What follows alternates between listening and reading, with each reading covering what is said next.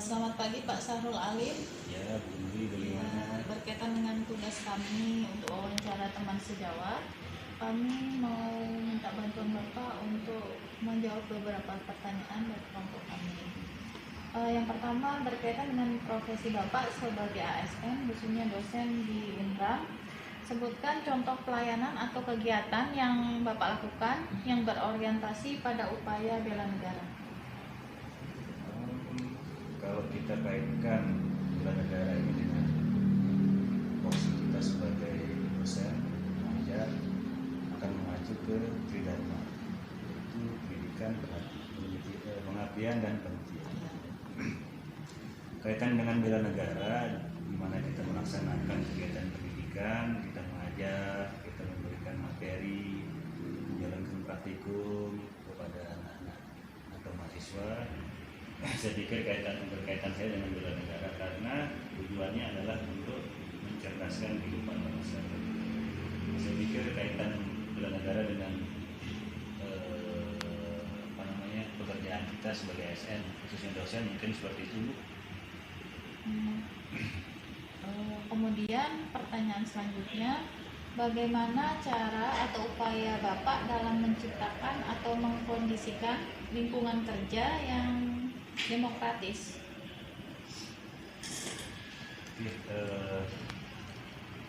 Untuk pertanyaan itu berkaitan dengan demokratis. Mengkondisikan lingkungan kerja supaya demokratis. Sebagaimana Ibu ketahui kan, kita khususnya di program studi budidaya ini dari berbagai macam asal, latar belakang, agama dan segala macamnya lah kita menjadi satu di sini. Bagaimana cara kita untuk demokratis, untuk membuat suasana yang demokratis? Itu tadi kita harus kolaboratif, ya. Harus kolaborasi sehingga kita mampu menepis isu-isu perbedaan yang ada. Apabila ada perbedaan, hal yang wajar. Kita berbeda di tingkat paradigma tidak masalah, karena pada hakikatnya tujuannya adalah untuk kepentingan bersama kan.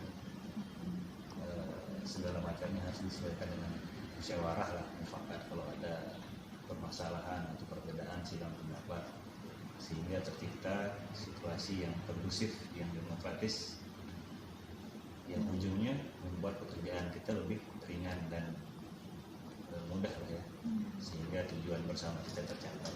Saya pikir seperti itu. berarti kolaboratif dan saling toleransi ya, untuk terus bekerja sama sehingga tercipta lingkungan kerja yang demokratis.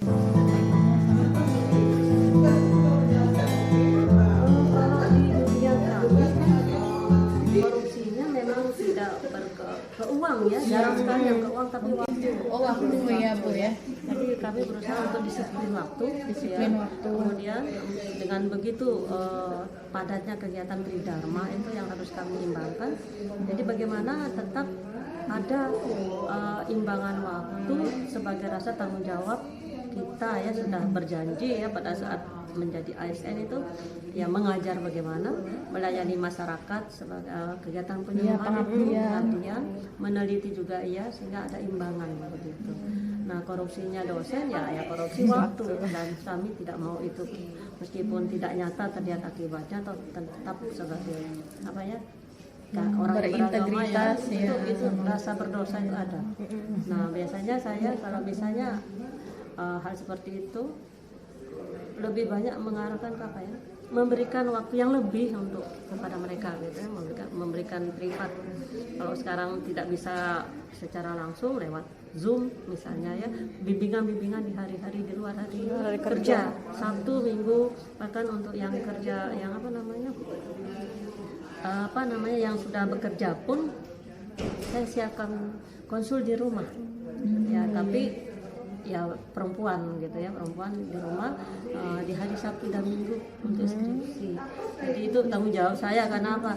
Mungkin dia tidak bisa punya waktu karena sudah kerja kan, tapi dia punya hak untuk dibimbing. Makanya saya menyediakan waktu itu, karena dosen kan waktu kerjanya tidak jelas sebenarnya kan. Nah, saya anggap itulah pengabdian kita. Ya, pengabdian sebagai Kalau misalnya ASN. ya, transparansi dalam bentuk uang yang nyata sekali itu ya pada saat penyusunan logbook keuangan, laporan keuangan, kegiatan penelitian dan pengabdian. Itu saya tidak mau main-main gitu. Memang betul-betul kwitansi yang nyata saya keluarkan.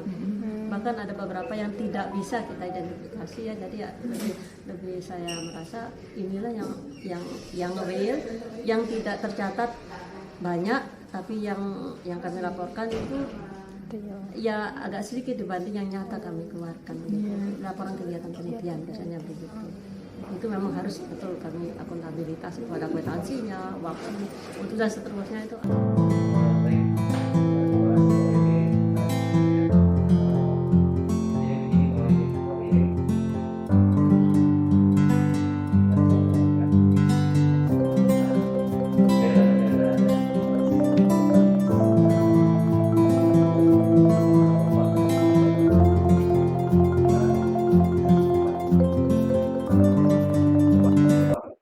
Yang pertama mungkin Pak yang ingin saya ketahui terkait dengan kawasan.